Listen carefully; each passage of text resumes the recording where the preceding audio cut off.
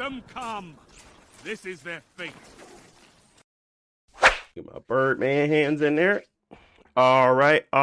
Welcome back to the House of Wolves podcast. I am your host, Deontay, here with my near and dear friends, Jalen and Josh. Today we got a few things to talk about. Quite a bit of more media, but also gaming too. You know, with the weird Downey Jr. being Doom, with the Deadpool 3 coming out. All that good jazz in regards to media that kind of circulates around what gaming is. Anyways, we got a lot to talk about. We're going to be talking about a few things. But before we get started, per usual, Jalen, Josh, tell the people what you've been, or where you've been, what you've been up to, what you've been doing, how's life going, what you've been playing. Talk to the people. Yeah, just been working, take care of the family, trying to stay cool. I think this week we're gonna get up to 40 Celsius, which is definitely over 100 Fahrenheit. Sound like baked chicken. In some places, in Japan. Pretty much. A lot of that is humidity, but it's still real hot. So you gotta drink a lot of water. Mm-hmm. Don't overexert yourself, especially people that go out to party. It's kind of too hot to be, dehydrated and drinking a lot. So be careful.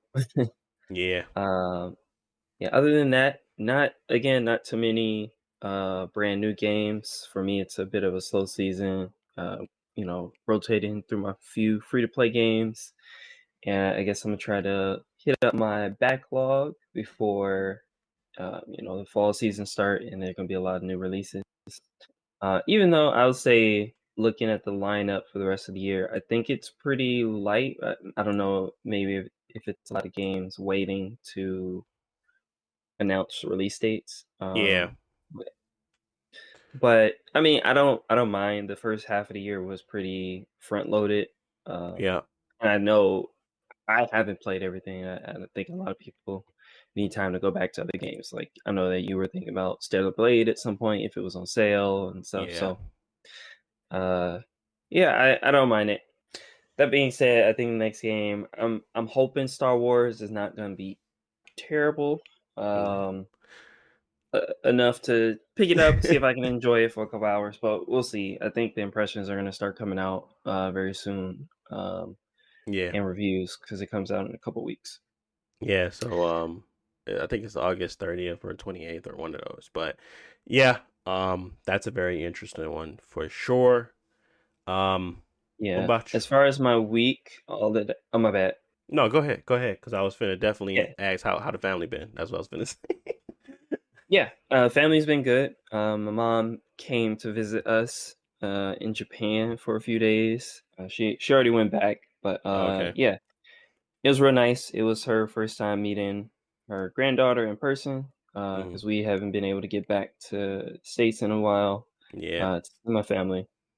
So yeah, it was very good. My daughter is usually very shy with people that she sees for the first time, but she was actually warmed up to my mom really quickly, which is actually very nice. So they got to spend a lot of time together, playing together, opening gifts, reading books and stuff like that. So that's always a real good experience. And even though it was real hot here, we tried to, I guess, stay occupied, do some fun stuff, but we didn't do the whole tourist routine, because it was just too hot. Y'all been here, you gotta walk to the train. Yep. 5 minutes, and then you get on the train, get off, and you gotta walk to your destination another 10 minutes, and that's kind of too much when it's 90 degrees. Yeah. So we did drive around a little bit to a couple places, but mostly stay home, try a lot of Japanese food, and just be family. Yeah. Me and my mom did get a chance to go out to the movies and see Deadpool 3. Originally, my wife and I weren't going to go, but my wife ended up being busy, so it was just me and my mom. It was actually pretty fun. I'm not going to fully go into spoilers, but what I'll say is that it's not the most revolutionary movie ever, but it's a, probably the best Deadpool movie. Like I Yo. enjoyed the first Deadpool movie. It was funny. Ryan Reynolds and Deadpool comedy is always kind of like 50-50 for me. Like sometimes it's very funny, sometimes just like, okay, you being real stupid, but that's kind of the point, where he's just gonna keep throwing jokes at you and hope something land. And then Deadpool 2, Deadpool 2 was okay. I tried to have a little bit more story. I don't think people go to Deadpool for the story. Hmm. But Deadpool 2 was still enjoyable. And so this one, Deadpool 3, it still tries to up the story elements a little bit, but it also kind of acknowledges that the story doesn't matter. We're just here to see them, hang out.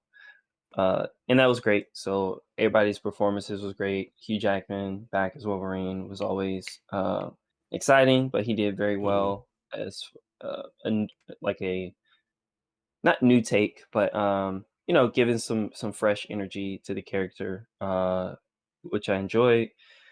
Had a lot of action, had a lot of cameos. So overall, I think Deadpool 3, yeah, is my favorite of the Deadpool movies, and yeah, it was just nice to see them together. And I mean, I know Deontay, you said you haven't seen it, but it's breaking records, and I think it's going to be a successful Marvel story. I know it's been a while because a lot of Marvel movies recently haven't been huge hits. Right. But yeah, it was very nice. I definitely recommend it if you like rated R movies where they're stabbing and cutting off arms. Yep.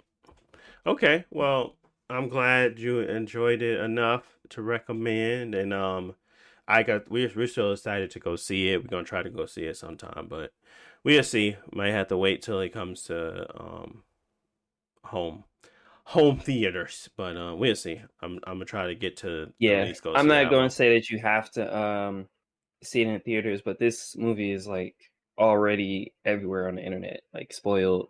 Like I saw like IGN like talking about spoilers in the movie already. So that being said, I'm not saying you have to go out to see it, but just be prepared that nobody's gonna wait for this movie Yeah, I know. to I think spoil everything. yeah. I don't know. My algorithm is very weird. I don't know if it's me or how I interact with it, but I haven't been spoiled by anything in a long time. I'm talking about Demon Slayer. I was talking about House of Dragons. Um, I don't know. I just don't never get spoiled. But I do know I'll be late on a bunch of stuff. Haven't done it yet, so I'm gonna knock on some wood here, but hopefully that doesn't happen. But what about you, Jalen? What you been up to? What you been doing?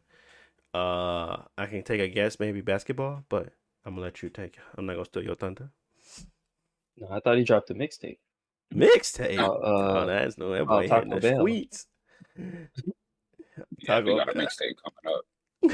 That's fine. Taco Bell. Shoot. Doritos Locos Tacos.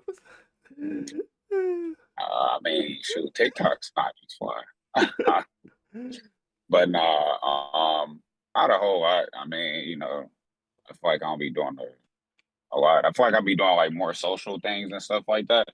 So like oftentimes I feel like I'm doing things. I'm like with friends and stuff like that.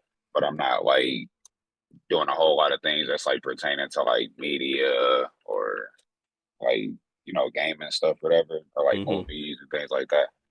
But I mean, basketball, like working out, um, just stuff like that. Stuff not as exciting as Josh. I could tell how excited he was in some of the pictures he posted on Instagram because he was grinning with his mom. You know what I'm saying? He don't grin with us. He'd be like, all right, look at that boy smiling. It's You only got that boy reserved for can't do that. mom dudes. That's it. The smile is reserved. Y'all get masked in stone And we cold weren't face. running around the city looking for some chicken. You know, man, all right, bro, it's just y'all. And my mom. Yeah, for me. But nah, other than that, I mean, I ain't been doing a whole lot of things. I'm supposed to go to Tennessee this weekend. Um, so I'm kind of looking forward to that. It's for a family reunion. And then other thing, I've been I've been trying to plan a trip. I'm supposed to go to Colombia, so I'm gonna go there in September. So Okay. just a little bit of travel and stuff like that. But as far as like gaming and things like that, I mean, I've been playing the same thing. Y'all know I'm finna play my Kingdom Hearts on the plane to Tennessee, and that's gonna be that.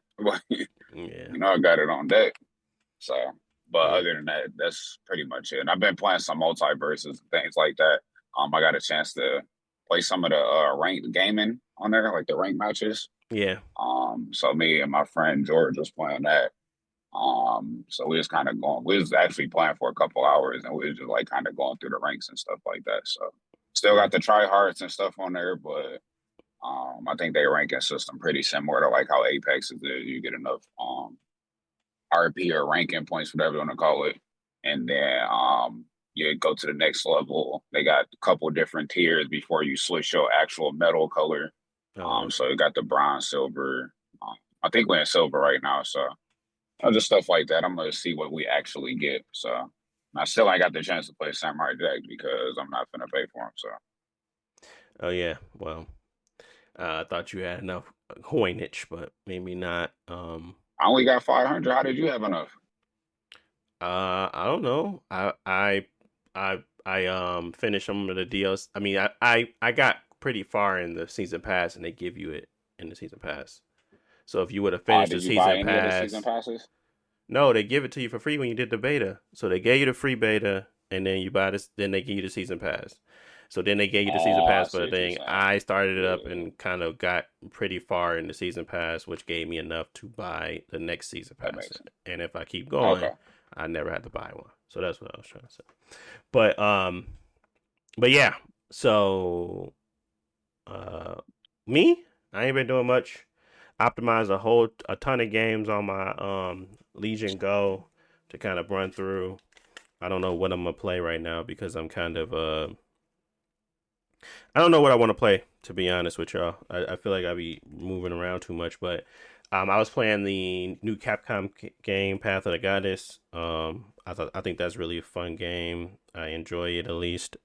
I tried the new there's a few games on Xbox that I tried recently that I really liked. That was one of them, Lightyear Frontier, where you just run around and you kind of have your own farm or whatever. And then I did Dungeons of Hintersburg, which I don't know. That's a little quirky game that is probably not going to get beaten, but it's definitely something interesting to play. It's essentially like a dungeon crawler, but in like this 3D animated style. I'm pretty sure you guys saw it before, but probably the funnest thing that I've played recently was the Capcom game. It's like a strategy game. So I've been playing that a little bit and trying to understand it a little bit more, and it runs pretty smooth on my Legion, so I'm definitely going to keep giving it a chance to continue to play that. But yeah, outside of that, man, I ain't been doing nothing. I've been chilling. I've been chilling like a villain. I went and bought and this is my tech stuff, but I went and bought a NAS server, basically a network accessible storage. So I can, when I buy new stuff, I don't have to. All my storage is basically it's gonna allow me to do a cloud storage on my own, run my own cloud storage server, but it's also gonna allow me to kind of store all of my stuff on there. So when I move stuff over from PC to PC or whatever I'm buying handhelds or whatever, it's gonna have the ability to have my network storage. That thing is expensive, but I was able to find a pretty good deal for it, and now I'm just buying large terabyte hard drives so I can store it and get it, put more storage on it so I can store more stuff. Anyways, I don't know why I was talking all that, but basically I bought one of those recently, and I've been fiddling around with that and trying to get it to functional and operational. So a lot of learning a little bit about what a NAS server is and what you do with it. So that's been fun and engaging because it's something new that I don't know nothing about. But I'm always willing to learn something new. Spend a little money, but learn something new. But yeah, that's what I've been doing. I ain't been doing much else. The kids are still great. They're still getting louder, getting more active, getting into stuff they shouldn't be getting into, yelling at my wife. I don't know why she just lets them do it, but yeah, they're pretty much just growing boys, and they'll be 3 soon. So yeah, they're pretty active. That's all I'll say. They're just very smart and quick to the point with a lot of stuff. So it's just fun to watch them grow. But yeah, that's all I got on the family and my front. Let's get into some of these games, some of these topics, some of these things we've been doing. I'm gonna start with you first, Josh. I know that Warframe had a big showing for a lot of this stuff and a lot of things going on in the Warframe world. You can either start with a particular topic, or you can just start with some of your highlights that you saw that made you interested even more in that Shake Them JPEGs Warframe. But go ahead. Yeah. TennoCon was, I believe, last week. Yeah. And TennoCon is their big yearly convention where they just, have people come out to their convention center, hang out, do cosplay and stuff like that. But usually they always have some reveal for the next big expansion for the game. And generally Warframe has like one big yearly, or every year and a half they have a big expansion where they're going to add something new. It's like new mechanics where they add it, like you can customize your own spaceship and fly around space, or other expansions like that. So the next big story expansion is called Warframe 1999, and we talked about that, I think, a little bit maybe last year, where that expansion is kind of going to like a more not modern but more Earth-like location, Yeah. obviously set in 1999.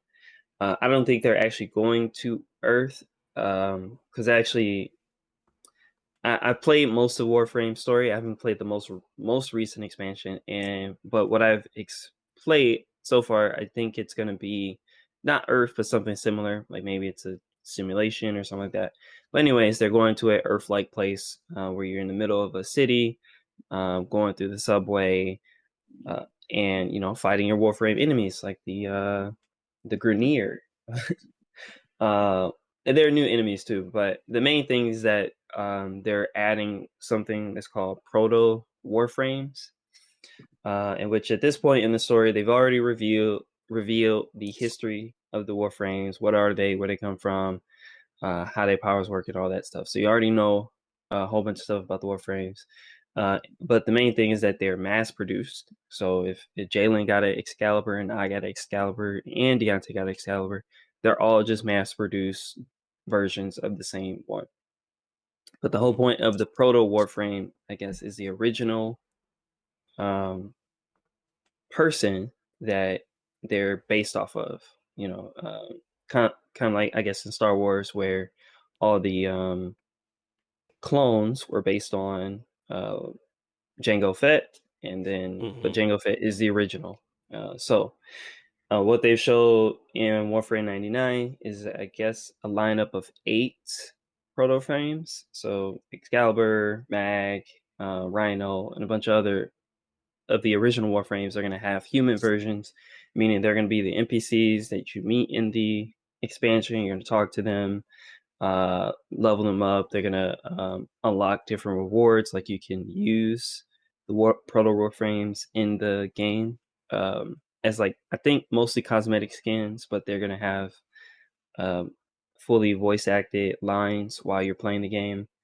And they're also adding a new traversal element, which each open world area they add something like a skateboard or something. The new one for this one is a motorcycle, so you can ride on your motorcycle through the city streets. Overall, I think I'm looking forward to this expansion a lot, just because it's a very different environment and different vibe that you get from the other expansions. And I think the story so far has been really good. and how to put it. So the big storyline that they were running for like 4, 5, 6 years, that's ended, and we're starting on a new story arc.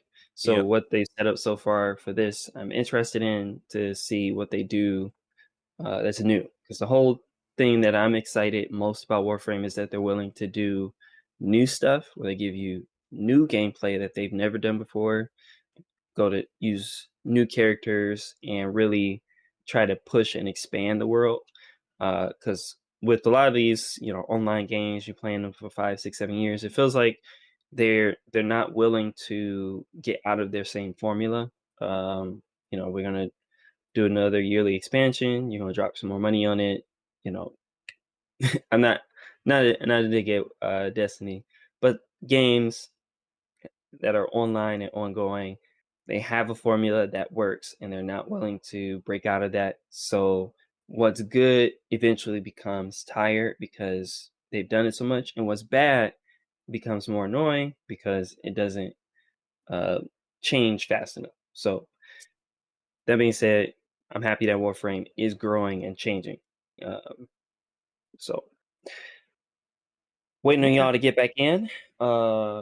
Just kidding. I know that ain't gonna happen. No. But yeah, it looks good. Nah, I What about think. y'all? What about the graphical? Is there any graphical updates to it? Like, as in, Uh, like, differences between the Warframe and Warframe 1999? Is there any, like, graphical upticks for them there? Or no? I don't think so. Looking at the Okay. graphics, it looks just like a different environment. You know, Okay. the the graphics are, I guess, better than the old areas because it's made more recently, but they're using the same engine, so I don't think they're gonna push it. So I They would did a assume it still graphical. support it with Nintendo and stuff, right? Or no? Yeah, it still supports the Nintendo Switch, but Okay. about 2 years ago they did a graphical overhaul where the Nintendo Switch is using the last gen graphics, but all the PS5 and the Xbox and the PC got a graphic update where they redid all the graphics for those systems because it's no longer. I think it's still on PS4, but the PS4 is still using the old graphics as well. So, anyways, if you play the next gen version, it is gonna look graphically better. But that was Okay. like a 2 year 2 old years update. ago. Okay. Okay. Well, that's cool. That's cool. For Warframe, for me, honestly, I have no opinion. I think, I if I'm gonna play a game like that, I'd rather play Destiny. I ain't gonna lie, but it is going to be a tough. It's not gonna be tough for um to people to see the difference between a quality game like Warframe in regards to all the stuff that's happening and compared to like the sparseness of Destiny. I understand that they had a bigger marketing budget, probably the bigger budget for story, even though they don't do nothing with it. But I think that Warframe has shown time and time again that it's here to stay and that it has a really good, strong backing. So I don't really think anything different of that. I'm glad that they are still accomplishing their goals and getting stuff done and getting stuff out the door in a timely manner. But yeah, I don't really have any. I'm indifferent, to be honest. But what about you, Jalen? You gonna go shake some JPEGs? Yeah, come get your Proto Excalibur, Jalen. Yeah. That was your boy. Man, I just think it's funny that out of all this time, I was the I was the first one to play it, and I remember gassing this game up, bro. Tell her noise on the PS4. I'm like, man, this game, you can do woo woo woo. And my friends is like, man, that game look trash. I'm like, bro, this game tight, and I'm playing it, and I don't like it no more. Like, Yeah. so I don't know, but no, I mean, it'd be a hard sell to me. Again, it's the time thing. I mean, it's a free to play game. I don't know if they reworked any of like the current like the premium currency and the grindiness and stuff of the game. But with that being said, I just couldn't get behind it, and it just felt like I was spent a lot of time playing the game and wasn't getting anything and stuff. So Yeah. because I of would. that, I fell off of it, and I don't think I would get back in it. They might have streamlined some of these things, but I'm not gonna put no money into that game personally. So I think. might I get a think I little would. repetitive.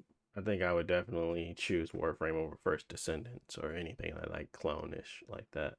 So I mean, I think that is it's a solidified choice in regards to like options and variety on it. I think it's just a lack of interest in that type of game at this point in time. So it's nothing wrong with the game though. I don't think so. I think that they did a great job of keeping people engaged for such a long period of time. So, but that's all I got on Yeah, Warframe. Anything else? they did a good job on like what's that game called, Dusk or Eve or something Uh, like that, Mhm. Dusk. back on the PS3. Dust 514. I think they're Yeah, making a new Dust FPS since that one failed, but who knows? I don't think people care about Eve FPS. Mm, But the only other thing that they showed at TennoCon was Soulframe. And mm, personally, I don't have a whole lot to say about Soulframe because I think it still looks very, very, very early and kind of unpolished. right. But kind of what I mentioned before, where in Warframe they introduced an expansion called the Duviri Paradox, where you go to like a separate um, kind of like dimension or whatever, and it's a uh, roguelike time loop story. But in that expansion, they give you a sword, they give you a horse, and the gameplay is completely different than what you do in regular Warframe. Mm-hmm. And I enjoyed it, and it was still kind of like, you know, Warframe is always janky, but since it was like a brand new idea, it was kind of janky, and they've never made like a Souls type game. But it had fun ideas like weapon stances and a bunch of different melee weapons and stuff like that. So was excited for it, and so Soulframe seems to be that idea just taken and put it in its own separate game. But I'm still excited for the idea, but I kind of hope that they can really push it and polish it to make it something unique, so that when the game does come out, people will want to play it. Right. But that's all. Okay. Cool. Cool. Cool. Cool. Um. All right. What else we got? What else we got? I kind of wanted to speak on my Destiny 2 experience, but I think I'm gonna wait on that. Let's talk the Borderlands movie. I kind of just want to real quick because I'm gonna run through some of these um topics, but that one I kind of wanted to speak to the fact that this is probably one of the most hated movies I've seen in a long time in regards to like just initial hate without seeing it. It's just like pretty bad online about how the casting is off, the trailers are off, um, and just a lot. I mean, a lot of hate there. I don't know. Maybe I'm on the wrong side of the internet, but I don't know. I think that I would have to tend to agree with that notion that this does not look appeasing or in the right cloth of what Borderlands movie should have been, and I don't know how it was greenlit. I feel like this had to be continued because of budgeting versus anything because it doesn't look good. Um, but talk to me about bad movies. Let's talk about this because it's coming out on the 7th. It's not that far away. Has a runtime of about an hour and 41 minutes, and I want to say that it's gonna be good because Kevin Hart, and I really like Kevin Hart, but that's about it. I'm not. it's it just doesn't fit the bill at this point. But have y'all? Obviously, y'all. I don't even know why I'm talking to y'all. Y'all hate the franchise in general. Y'all don't like it, so it's not even like y'all gonna care to watch the movie. But in my opinion, I guess, do we feel like this cast will do a game like Borderlands any type of justice? Now, if y'all need a refresher on who these people are, Tiny Tina is Ariana Greenblatt. I don't know if y'all know who that is. Mad Moxie is Gina Gershon. I don't know who that is. Kate Blanchett, Lilith, I know who that is. Kevin Hart, I know who that is. Larry and Kevin Hart's Roland, by the way, which is, I don't know. And then we have Craig. That's the only one that looks like the part, and that's he's obviously the Psycho.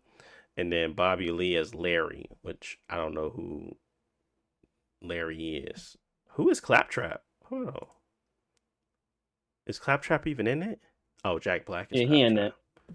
Jack Black is Claptrap. That might be a good fitting. Um, so who is the Handsome Jack even in it? Bro, what timeline is this movie then? Is this the one where they were fighting? Who was their enemy? Um, it doesn't say. Okay, well, I guess I gotta do some research on Borderlands, but maybe this movie is He'll be in the just sequel. Don't worry. huh? Handsome Jack will be in the sequel. Man, damn, I don't think they'll get to no sequel. I ain't gonna hold you. Um, but yeah. Anyways, I'm going down a rabbit hole. What I wanted to kind of get to is that when we see these types of large budgeted, big time actors getting on tying to a game or something like that, um, how often do we see it get done right? That's my real question. Is I don't really think I do. I think I see a lot more of it be wrong. Um, and is movies the right space for video games, or should it really just focus on TV shows like the small screen? I think a small screen would do it more justice than anything if this was like a show versus like a movie. I don't think an hour and 41 minutes runtime would ever get anything right. You know, I don't know. I don't know. What's your thoughts on this Borderlands movie? We watching it. We going to see this. It's by Gearbox. Heard Jalen said he want to see it. I'm good. I played enough Borderlands 1 that I don't kind of need anymore. But yeah, I think the trailer just doesn't look very good, and the reason why is it's not completely Borderlands' fault. I think that adapting I'll call it high concept idea like this into a Hollywood movie is always a challenge because they're trying to fit everything that they can in the movie, but they don't they don't have the budget for it. B, they don't have the cast and the director that are all like 100% in on it. Not to say that people don't care about the job, but there's some people who love the character, like Henry Cavill. He'll do anything to make sure that it's accurate. And then you have people who are kind of, I'm just here to film a movie, and once we're done, I'm moving on to my next movie. So I think that for a big idea like this, you have to have a crew of people that are really in love with the idea. And I think that showed well with like the Fallout show, where there are a lot of people who love the franchise and they want to make sure that they put it at its best and most accurate. And so when people watched it, even though there's some, discrepancies with some things, it's like this is the best, most accurate depiction that we've could have ever done. And we're proud of it and it shows. So yeah, Borderlands is just, I think, a very weird idea. Like at its base, it's just Mad Max, but it's Mad Max with magic and monsters and like comedy Deadpool characters. So tonally, it's very difficult to make a movie like that. Like, is it going to be a full action movie with a couple, Marvel quips, or is it going to be like a full comedy movie? And I think like they tried to make it an action movie, and I don't know. I think that tone fit for the game, but the game is also just like very goofy and it's hard to take serious. So yeah, I think it's just they had they're misguided Yeah. and what they're trying to do. I don't think the cast is terrible, but I understand these are not exciting picks. Like these are all actors, and they didn't choose people who are, fan cast or something like that. I think Kevin Hart is doing fine. Again, I don't think Roland was very funny, so pick Kevin Hart to bring more life to the character because the character was probably just too boring. No, too simple. He's like the military man, right? Yes. Yeah. So I mean, for this movie, you need some interesting characters. Kate Blanchett, she's a good actor. I don't know if she's the right fit for Lilith, but again, I think if she I think she can do a good job. Like I don't hate any of the casting choices, but yeah, they're not the full exciting cast. So the point that I was going to say is that maybe they could have, since it's Borderland, they don't have to follow the story. You just pick any random group of characters and go That's what have them I be was Vault Hunters. thinking. I was Yeah, thinking so that they can why even just trying do to be stick to the Vault canon? Hunters and like not Yeah, do any of the people that we are recognizing because Borderlands itself is an interesting little crazy world. So, like I said, a TV show would have probably fit to me more better because then we can see other worlds or other characters' stories without dealing with the whole idea of them living up to what our personified character should be in our heads. So I 100% agree with what you just stated that they could have done a story within the world without using the Ronin, Lilith, Mad Moxie, Tina, Tiny Tina. Maybe Mad Moxie because she's more of a side character, and Tiny Tina as well. But not using the actual Vault Hunters that we played with. I don't think that's the right move. So I don't know. Yeah. Oh, so what would I mean? I guess you kind of stated some things that would have made it better. But as somebody who didn't, I mean, I guess I beat Borderlands 1. I played some of Borderlands 2. I think I actually beat Borderlands 2. But yeah, I feel like the world is too. It got too many things going on, and mhm, I feel like it works better in a video game because um I feel like the core of Borderlands is the loot, like that aspect of it. Like that's the core of Borderlands. Like that's why people really like it. And then all the other things come with it, like the comedy and like some of the villains and like the world and all that type of stuff. So, how you say it, like it's kind of like a Mad Max. It just got a lot of different tones, and I don't think they're gonna be able to fully capture it. And then, like I said, yeah, like unless they're gonna somehow be able to incorporate like looting and stuff in the movie, I feel like it's gonna miss. You know what I mean? It's not gonna be like Yeah. it's it's gonna be real generic, I guess. Like yeah. I essentially, you kind wouldn't of even feel have to like call it Borderlands. You know what I mean? Like you could have just called it something different and just like only reason it's Borderlands is because of the characters in there. You know what I mean? Like yeah, Mm-hmm. like Deontay said, I think it might have fit better on TV because they could have done more gimmicky concepts. Yeah. Instead of it having to be like a blockbuster movie, they could do whatever they want, kind of. And it reminds me of like have y'all seen Hardcore Henry? No. So Hardcore Henry is a movie, but it's a first person shooter movie. Like the whole movie is filmed with a camera on somebody's face, and they're doing action stuff like James Bond, but the whole thing is first person, and it looks like a video game.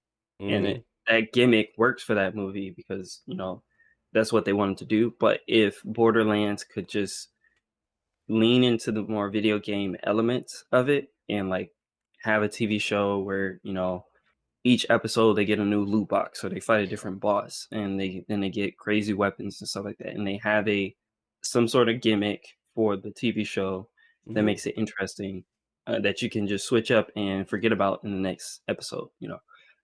That kind of works where you can have the comedy, you can have the action and stuff. But again, Borderlands is also a sci-fi movie, so a sci-fi franchise, so they might still need a big TV show budget, and I don't know if they can get that type of budget and blah blah blah. But yeah, I think something like a TV show format would have fit better. Yeah, I think this is going to be way too CGI heavy. It's going to feel fake and it's not going to feel authentic. There's not a lot of real moments that couldn't happen because everything is going to be rushed because they only got an hour and 41-minute time. So it's not like anything is going to be it's of substance to me. It's feel like it's going to be on rails, Fast and Furious type situation where yeah, that's not my type of movie, nor is it something how I want to see my characters go out. So honestly, yeah, it's like a very much so a lack of enthusiasm around this movie entirely, and um, I can attribute that to a little bit of the Kevin Hart thing. Honestly, that's the only one I can see that's like would be a problematic. It's just him as Roland. Everything else seems like they're fine. I think everybody is just has a And what's wrong with Kevin? He's tiny. I guess that's the biggest thing that I guess people are saying is that Roland is not a tiny person. But and Kevin And their Hart, characters clash. yeah, Kevin Hart is Kevin Hart plays Kevin Hart in most of his movies. Unfortunately, it's not like he's a bad actor. It's just that you can't separate him from his persona in real life. Just like you can't, I can't really do it with Eddie Murphy either. I can't really do it with. I can do it with Bernie because Bernie's characters and what he presents himself as in real life always align. When Kevin Hart tries to uh, change it up or differentiate his approaches and how he goes into acting. It's just Kevin Hart pretending to be something versus it being a caricature that we can all kind of grab onto. So I don't think a lot of comedians have that range that he's hoping for. And it's not that it's bad because it's just a Borderlands movie. I understand that. But at the same time, it just brings Kevin Hart into the Borderlands movie and it takes me out of Borderlands because I know Kevin Hart don't supposed to be there. If that makes sense. Um, but yeah, I don't know. It's just bad choices in my opinion regarding the casting. But overall, yeah, I feel like at least they're gonna. I feel like overall it's gonna be a fun time to watch, and whether you like it or hate it, you might have some good moments in there, some good enjoyable pieces. But I think they could have did it more justice. I'm not disappointed in that. I'm not disappointed in that it's coming out and that it's not going to do well. I'm more disappointed in the fact that I knew they could probably do it better in a different ways. That made more sense if they would have just thought about it a little longer. I think this is a cash grab. So, anyways, yeah, that's pretty much all I got on Borderlands. Anything to add, you guys, before we move on? No. I mean, you should probably. I mean, it might be we hating on it now. It might have some fun ideas, but so far it's not looking good. So Yeah. Okay. Yeah, I really feel like you gonna have to tell somebody like this is Borderlands. Like, somebody was a walking around like, hey, this is Borderlands. Like it's not gonna be apparent if that makes sense. Especially if Kevin Hart gonna be out of character. So I mean, I don't know. I can't see him being Rowan a stale character, bro.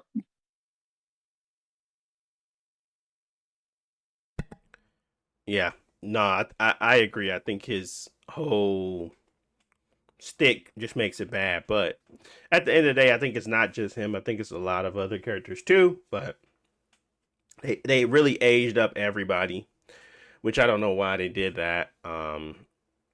But maybe their ages are like 45, 50, and 30. I don't know. But they aged up a lot of the characters, which is fine too, because it's not like it was any like it wasn't like these characters were they had a depiction in my brain, but had that shell shaded and they had that rough and tough and guff, so it really didn't make a difference. But yeah, going from possibly in their 20s to definitely in their 50s is a big difference, you know. So, anyways, let's move on to our next topic. Dragon Age 4. What is it called? Veilguard? Dragon Age Veilguard, right?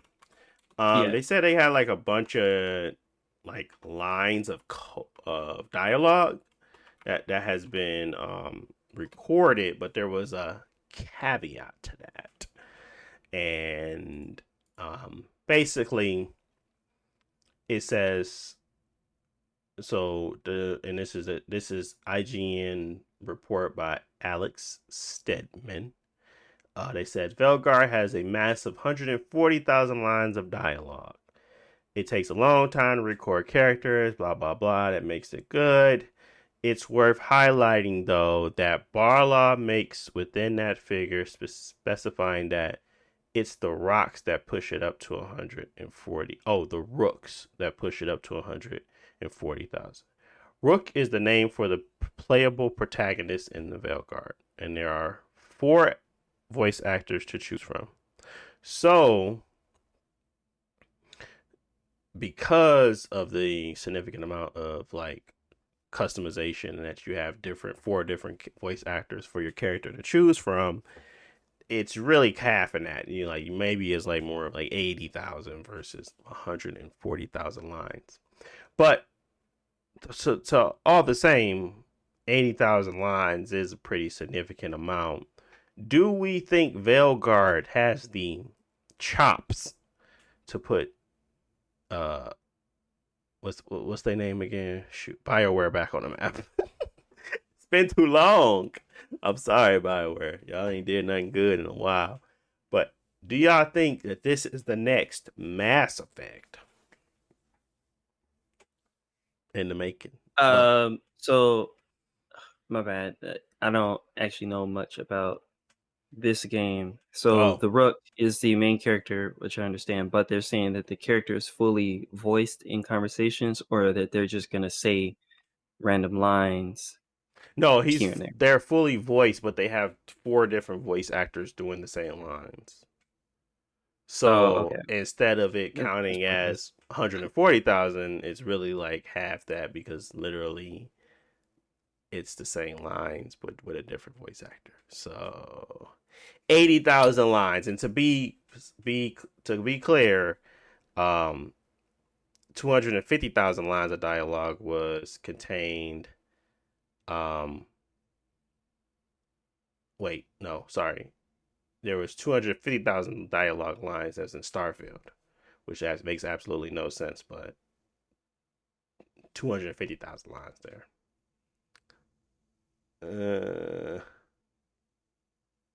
Yeah, Baldur's Gate 3 has a similar thing where it's 250, and I don't think necessarily the dialogue count matters, because that Baldur's Gate 3 is also a very long game with a whole bunch of characters, so it needs a lot of dialogue. Where Veilguard might be shorter. That being said, I don't know, and I don't care. I think them having four different voice actors for the main character is kind of silly. Really, I know that it might have upset some groups of people, but they kind of could just went with two options. And that would have been enough, because I think Mass Effect had very good voice acting, and they only had two characters, and I feel like that was sufficient, because the guy performance was different than the girl performance, and they can give a different flavor. Same thing with Cyberpunk, where even though it's the same dialogue, they can give a different flavor based on their gender or whatever. Yeah, and then fluctuations. And and how they talk and how they want to present it and stuff like that. Having four different ones, I think the variation is less impactful for me, I would say, with those many different characters, because I personally, I don't want to see all four variations of the same cutscene. Maybe at most I would see two. I played through Mass Effect multiple different times, and I tried both different voice actors, and I enjoyed both, but I wouldn't do that 4 times to see all four. So anyways, I think it's kind of not necessary, but if they wanted to do that work and they did it, it might be good, whatever. But that's all. That doesn't really give you like any. Yeah, that I agree. The lines doesn't really do anything to make the game seem more appealing. I guess it's more so a quick note that there is at least that they're putting a significant portion of their time into that, but at the same time, we've gotten games with 250,000 lines of dialogue, and people still say that it's sparse, which is kind of crazy to me.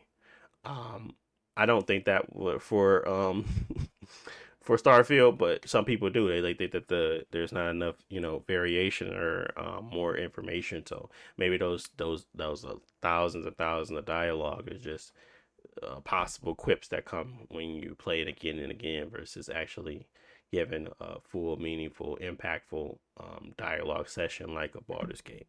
So you're right. I think their approaches can be different in how they do that, and this can be inflated or deflated all they want. For me, though, I've watched the Veilguard reveal, and I saw the gameplay, and honestly, it felt like a solid game to get on sale, or I mean, obviously there's a potential for me to buy it day one, but I don't really think I'm in the mood to play any type of game like this. I think they had a budget for it, and honestly, playing a more upgraded version of Dragon Age might be intriguing because I think that they have fully devoted themselves into going to the Mass Effect way, but I could just play Mass Effect. I've still been playing that and haven't really beat it yet, so it's not like that's going to go away either. It's just a bunch of big games out there right now that probably I could justify playing before Dragon Age Veilguard. But if you haven't played one of these games in a very long time, if you're coming off of Baldur's Gate and you want something else that may be intriguing, I don't know if this might be the thing that, fills your plate, but it could definitely be a appetizer or something of that sort. But it's kind of unfortunate to see Dragon Age go from the leader to the student in a lot of ways. But that's neither here nor there. I think Baldur's Gate 3 was an anomaly. I don't know if that's going to ever happen again. But yeah, that's it for Veilguard. I think the biggest things for me, or biggest takeaways at least, is that don't trust the numbers. They always got something in there that could you got to stick with the hard facts, and the facts is that they over here inflating them numbers, man. So just be thinking about that. I don't know. I don't want to write it off either. So I'm gonna keep an eye on it for sure. For sure. Anything to add on this one before we move forward? I gotta get my time. No, sir. All right. So what's next? Robbie Downey Jr. What was that, man? Can somebody explain to me? Was that a marketing? Was it really him coming out as Doom, or was it just like a joke and that they not confirming him as Doom? What happened? I really just was super confused on the whole situation, really. Bro, somebody is like, they're like, this like Kobe dying and coming back to life to play for the Celtics. I'm like, bro. I'm like, y'all silly, bro. Like, bro, I really don't get the whole why they're saying he moved. He moved. He moved to. He essentially returns as Doctor Doom. Does that make sense? So it's been, we all watched Endgame, and then after Thanos and Endgame is over, the next villain was Kang, the Conqueror, played by Jonathan Majors, and they were kind of building him up and showing different versions of Kang show up in different Marvel movies, because his whole thing is that he's like a not time traveler but dimension traveler, and there's a whole bunch of different versions of Kang, so he's infinite and can never be fully defeated. And then he got defeated by that domestic violence case, and he got fired. So Marvel was in a situation where they had to recast Kang as a different actor. I don't know who they would pick, Idris Elba or Denzel Washington or somebody like that. But they decided to not recast him and just get rid of that villain and bring in a new villain for the next Avengers movie. So basically, Kang the Conqueror, he showed up in like 3-4 Marvel movies and TV shows. And they said that in the next Avengers movie, they're going to address what happens to him. But basically, Kang is gone. He's not going to be the villain for the next 3 movies like he was originally planned. He's completely gone, and we're going to replace him with a different villain played by Robert Downey Jr. And he's going to be Doctor Doom. And Doctor Doom, he's got magic. He fights the Fantastic Four, and he wears armor. I think the main thing is that since Doctor Doom always wears a mask, you rarely see his face. So that's going to be the excuse to bring Robert Downey Jr. so he can do his performance, and he can do different voices and different body language and stuff like that. But you're not going to see his face that much. So yeah, Robert Downey Jr. is back, collecting a huge check, bigger than what he got for Iron Man apparently, and he's going to be the villain for the next 2 Avengers movies at least. So Avengers 5 was originally called the Kang Dynasty. Now it's the Doctor Doom movie. I forget the name of it. Yeah. Wow. Man. So I don't feel like they should be reusing him, bro. Me neither. I feel like it's such a bad idea simply due to the value we put on Robbie Downey Jr. as Iron Man, that if you come back with a different way and the performance isn't great, or if it's like, I don't think it's not going to be a great performance, but I don't know. I just don't feel like it's the smartest way to bring him back. And I don't know if that's a selfish thing because I just want him as Iron Man, or if it's more so just doesn't fit. But I was super confused. Yeah. Well, I was gonna ask why y'all feel like it's doesn't fit. I mean, he's in the Avengers. Iron Man died. Iron Man had 3 movies before he was in any Avengers, and then he's in several. He's Iron Man in at least like 7 movies. So he's just like, all right, I'll just respawn. I'm somebody else. Like, so I think that attachment that at least I have to Iron Man, and I think that's why they released it like that, because I knew there was gonna be some sort of like, if it had just popped up in a movie, people would have probably been like, yo. Versus, I guess if they doing this big announcement or whatever, I mean, I guess people can at least have the heads up and digest it or whatever. But I mean, I guess it might help if they don't show his face. But overall, the big picture is like, yo, Robert Downey Jr. I bet you most people who talk about this dude, they're gonna refer to him as Iron Man, and he's not Iron Man no more. Now he's somebody else. Like, within the same universe. So it's just kind of like, it ruins the fake universe we got created in our brain. That's it just like y'all recycling characters. Like, yeah, so basically they pulling a Destiny, they reselling us and repackaging. And we got K6 again, but that except in the darkness. I feel like it would have been worse to bring back Iron Man, but they're not bringing back Iron Man. They're bringing a different character, and it's not the first time Marvel characters have played different characters. Like, but they were like small people though. Josh Brolin was Thanos and Cable. Who the hell is Cable? That's the question. He's the Deadpool 2 character.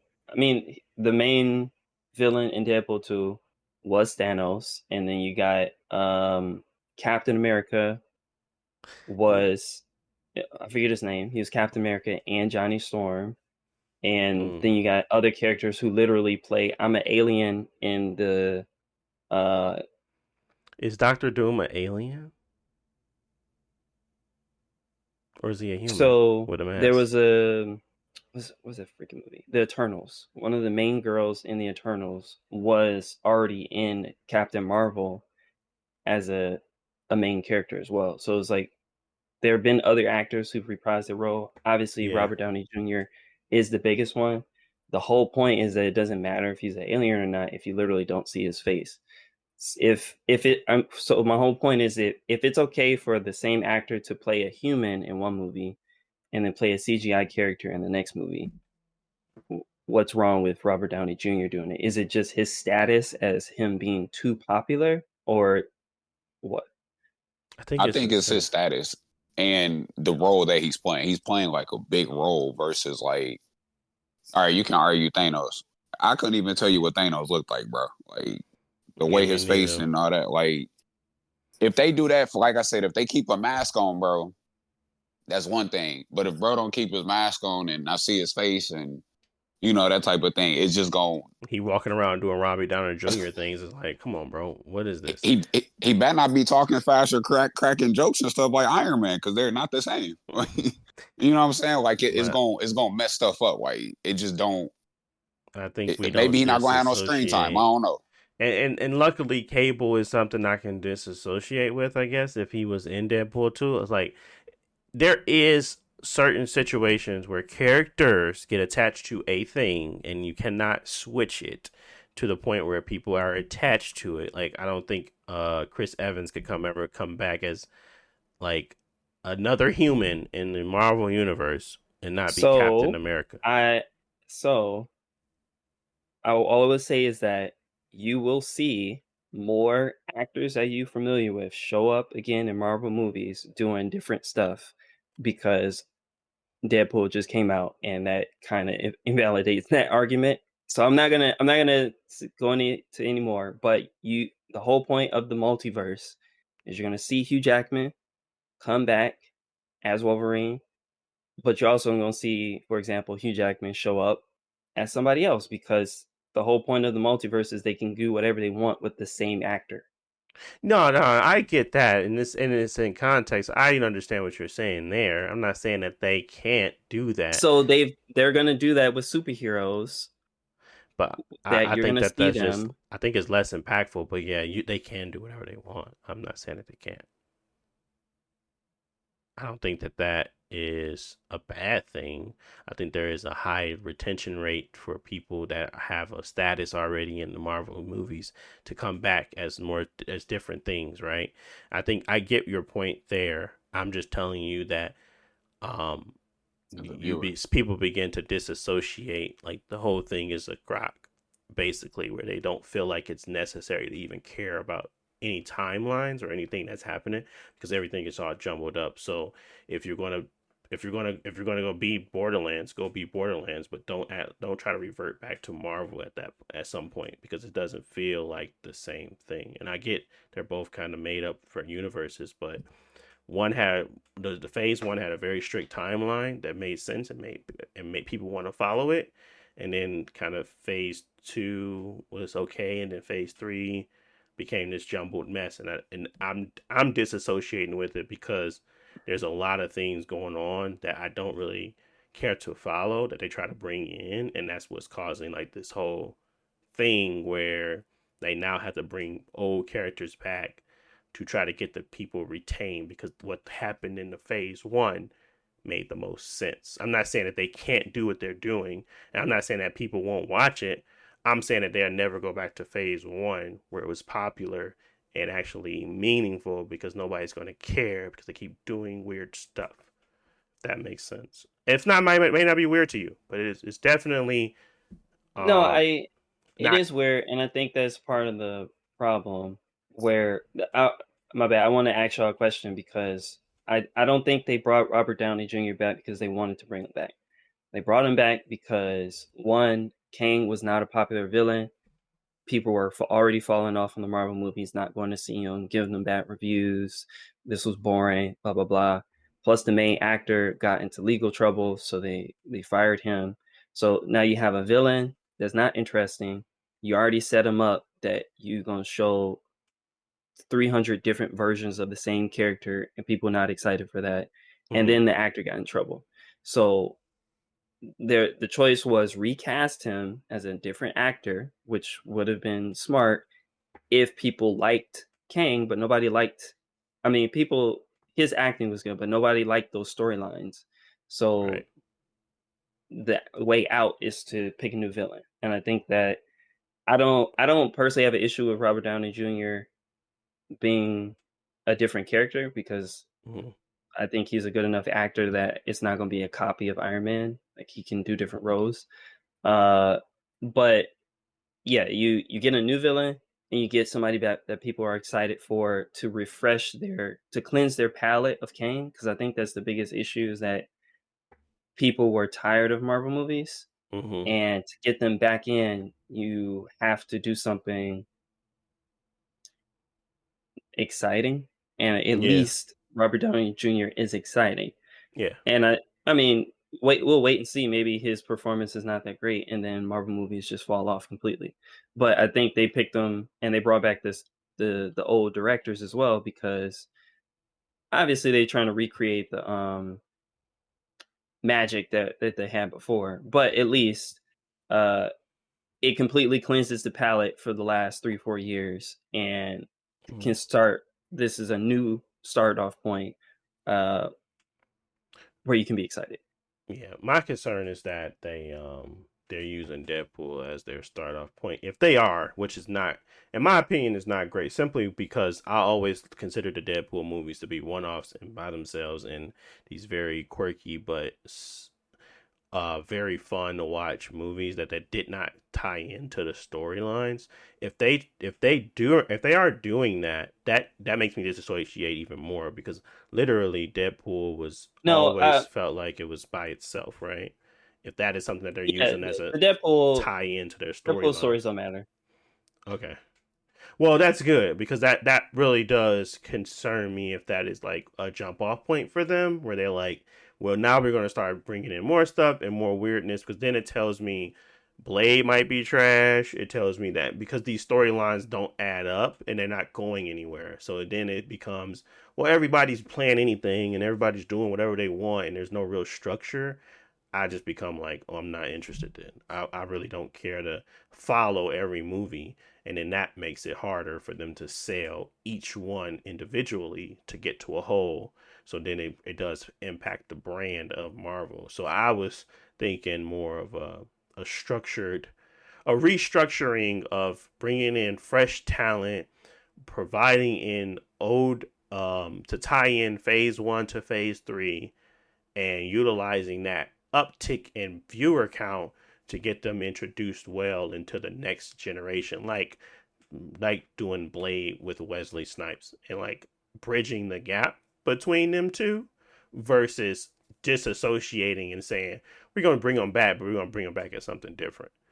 That to me feels like it's a waste. But I do also can see the merit behind not wanting to waste talent either, because if they're talented actors, they're talented actors, but you already decided, you kind of put your stake in them where they were going to be at the point in time of inception when you actually bring them in, and it's really hard for people and general population to like disassociate and come back and think that it's something building up to something versus just some one-off quirky thing that they decide to watch.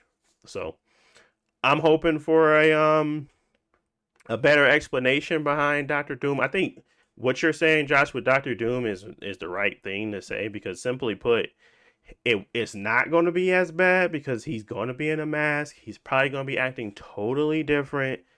But you know how they brought Marvel's enemies back, and they tied it together to get us more in fun and enjoyable situation between the new Spider-Man and the old Spider-Man. I thought it was going to be a lot more of that to bridge the gap, to start to really sell us on the new characters are those embodying of those other ones. So, but I mean, I don't know. I mean, I could be wrong, but I just think that is I don't think we should just brush that off. I think that should be something to be thought about for sure. Yeah, I think there's a whole list of actors that they could have just picked that would have been good. They didn't have any baggage. But I think they picked somebody that people like Jalen said, bringing back somebody like, I mean, I'm not gonna say Kobe, but bringing Michael Jordan back to do something. When you like, well, didn't he already have his long run? Why are you back? You know, you already got your rings. Like I can get that, but at the end of the day, it's still Michael Jordan, and you know, who's not excited to see Michael Jordan? That's kind of the vibe, I guess. Yeah. I mean, I think it'd be interesting to see how he do that role and things like that. But I'm gonna be thinking about it from like, you know, as a viewer. Like, I'm not thinking about the actual plot of the movie, and you know, like Deontay said, disassociate him because he was Iron Man for at least 10 years. So it's like, all right, well, now I gotta backtrack and look at him as somebody else. So I don't know. I like to see how they do it. I will say it made me a little bit more interested to see the next Marvel movie. So I think it kind of worked in that regard. But I mean, again, I think they could have picked somebody else. They could have wrote Kang off however they wanted to because it was disassociated. And I think the bigger issue lies with how the structure of the Marvel universe has been flowing ever since Phase 1 had ended. You know, when they came out with Endgame and all that type of stuff. after the Marvel universe. After that, it lost its sheen because of how I think it was so many. That's Yeah, because they they got went to Disney TV Plus. shows, bro. Yeah, that's what I was about That's really the to biggest problem say. with that. They Yeah, started to that's do why. TV Yeah. shows, and people had to catch up and do stuff, and they thought that would be the move when they really should have kept focus on structuring well thought out, movies throughout a Mhm. timeline that made the most sense. And then, and then I did honestly get to start to disassociate it because we didn't know what was going to happen next because of all the multiverses stuff, because it wasn't like a very clear understanding of what's going on. And you start to confuse yourself to the point where it's like more of a job than it is a hobby to have fun with. And I think they don't want to lose the interest of the common man, but they also want to feed into the real comic lovers and all that stuff too. So it's a fine rope to walk. It's a fine line for sure. But I if mean, they but they do got it, comics. you said My what? bad, I cut you off. I cut you off. My bad. No, I said, but if they do it, I think they find the success they were looking for in phase one again, where people were starting to get reintroduced to these characters. They were bringing meaningful stories into it, and people wanted to see how this individual that had to deal with all of these stories we got to watch firsthand is going to solve this issue versus how now, where it is like, is this even the real person? Is this even the same timeline? It just makes you think about it in a different way. And I'm not saying that it's super confusing, but it does start to throw in wrinkles to the point where people start to like disengage and like, I don't really care. But I Yeah, think I they're, think that the multiverse was the wrong choice for general audiences. People like the Marvel movies because they were fun and then kind of easy enough to follow. Like they're complicated, but as long as you watch the characters that you like, it's maybe not too hard to keep up. yeah, But yeah, now you introduce in different timelines and different stuff like that. And I think people who are really into it can maybe keep up. Like, I'm gonna watch Loki and then watch this and do it in order and keep up with it. But it's not good for general audiences, and that's part of the issue. yeah, So I think, Like, yeah, go ahead, Jayla. nah, I was just gonna say real quick. The biggest thing, like Deontay said, they should have just kept it streamlined. Coming out the movie, they come out with 1, 2 movies a year, and then just have some sort of like like build up or whatever off of that. A lot of the comic book stuff they still. I'm sure they still making comics for some of these heroes. Like they've been around forever, so that's not good. They can't walk that line. I mean, I think what they was doing before was cool. Now it's just way too diverse, and then they picking up heroes and stuff that people don't care as much about. Like people not gonna go watch Morbius or whatever his name, Mobius.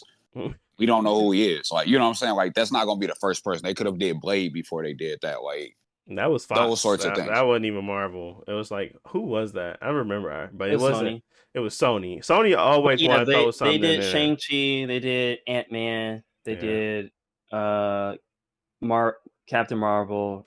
A yeah, lot of characters who is not, I guess, the most popular ones. So yeah. yeah, the lineup was lesser because they were trying to, I guess, build up those be second tier characters to eventually be, first tier. But it Yeah, didn't and the didn't work only out. reason that Ant-Man worked is because it was Paul Rudd. Like, come on, you gotta get somebody like Paul Rudd then if you want to do some Ant-Man and stuff. You gotta actually have a meaningful end character or a meaningful person that can really act and really know how to sell a character to kind of go to those B lines versus going back to the A line. Like, honestly, phase two should have started with like Marvel's Blade and kind of rehashing the old movies that had a lot of success but weren't part of the universe, to continue on to build into that next story, that next line, and then kind of continue on from there.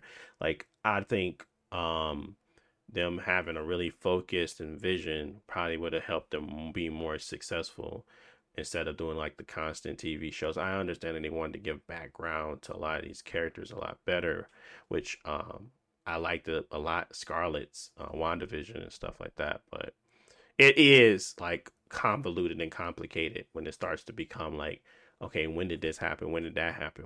Wait, how did she get over it? I don't know. So it's when you start questioning it, and that's when it becomes hard.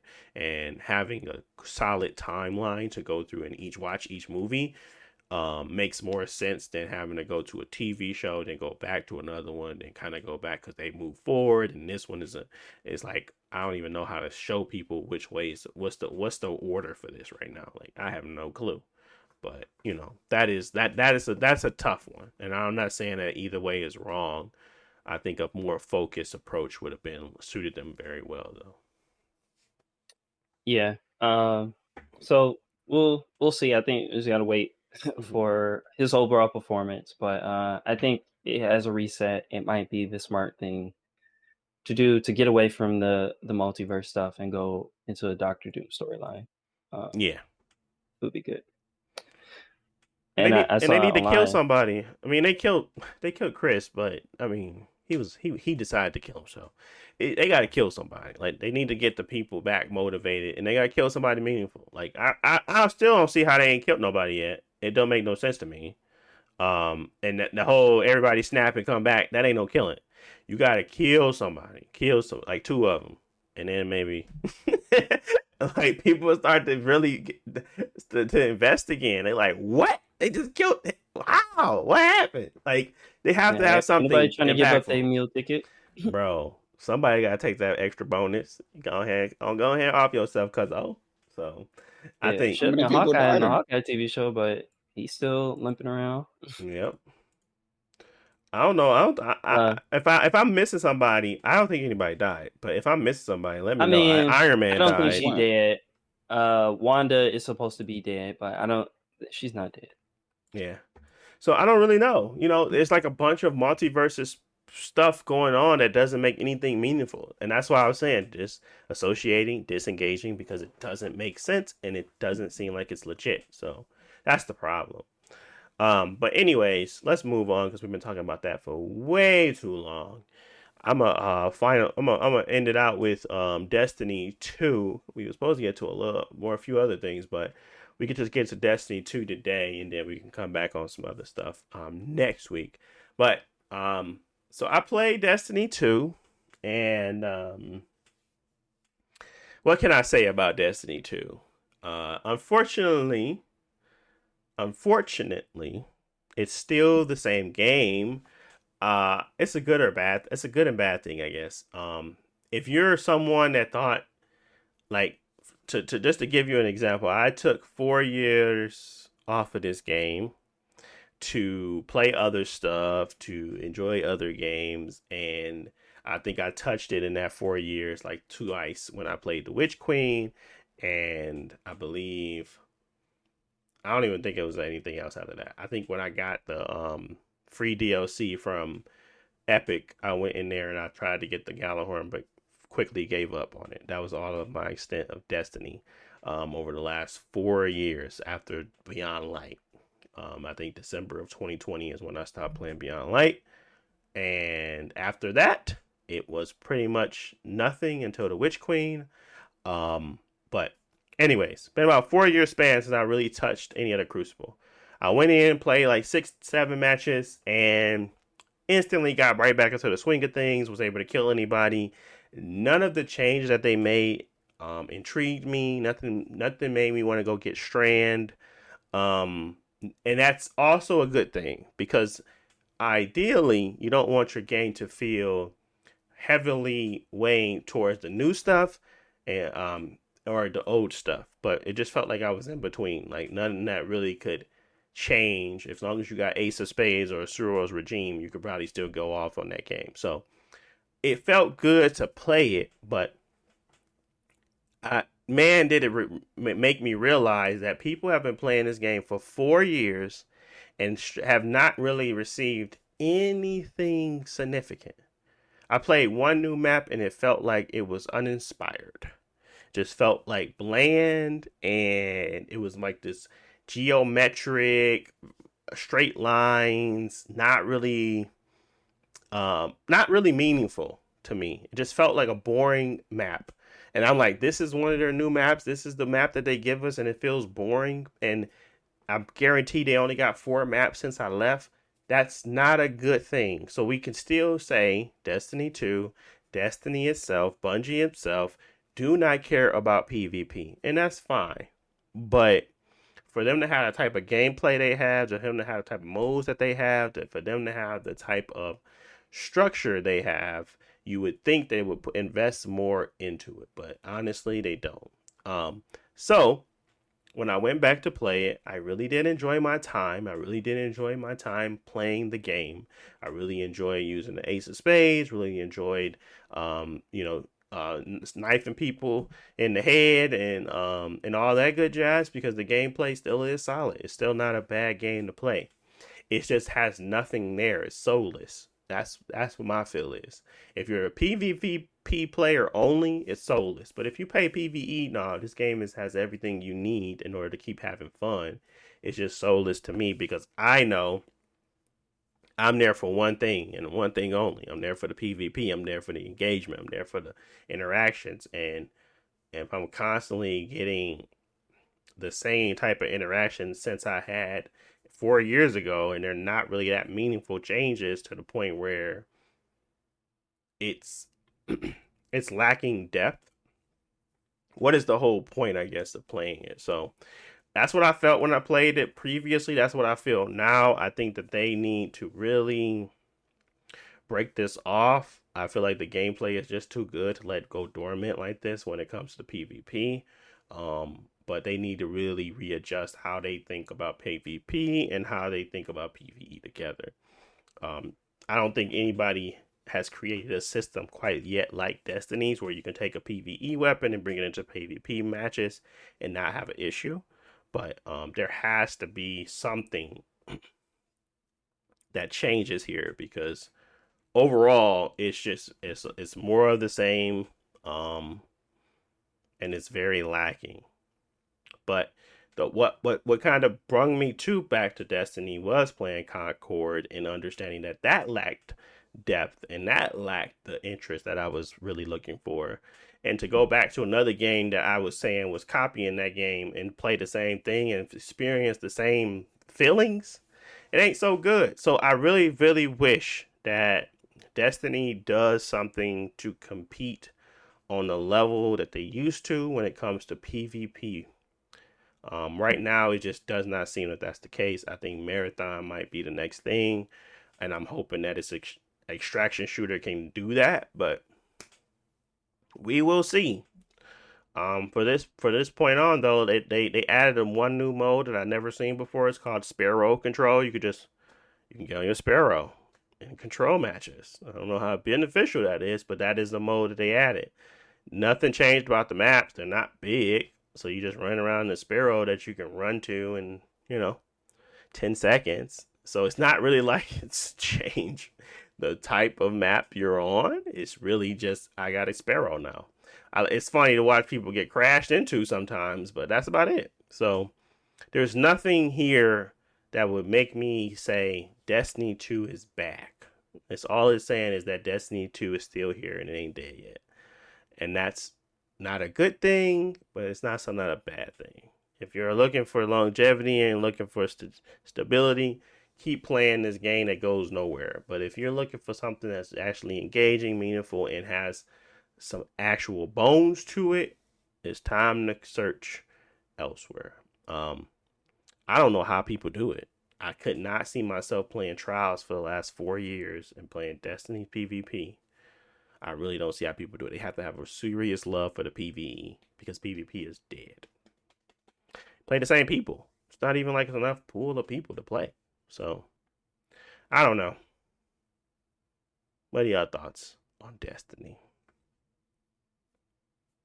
Yeah, it's tough, because when you were talking about it also reminded me that they also remove content. So maybe there's something that was new or enjoyable in that last 4 years, but you can't easily access it. Like, either it's vaulted and it's not coming back for a long time, or you just don't know about it. So you don't know what you're missing out on. And that's kind of the big issue. Is Destiny is so big and was so successful that they were not able to maintain it all, and it kind of is stagnant now. Mm-hmm. Not to say that they're not going to keep adding stuff, but yeah, I think it's reached its prime. I think it's fair to say that.